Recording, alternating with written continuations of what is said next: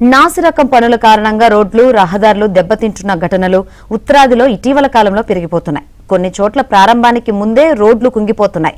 ఈ క్రమంలోనే ఉత్తరప్రదేశ్ ఉత్తరాఖండ్లను కలిపే మీరట్ కోట్ద్వార్ నేషనల్ హైవే నిర్మాణం పూర్తి కాకముందే ఒకవైపు సేఫ్టీ వాల్ మొత్తం కూలిపోయింది.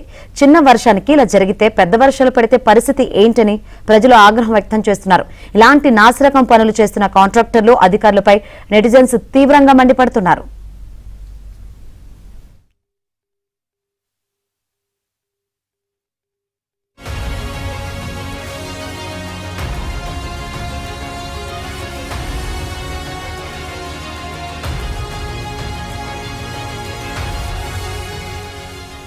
ముందే రోడ్లు కుంగిపోతున్నాయి.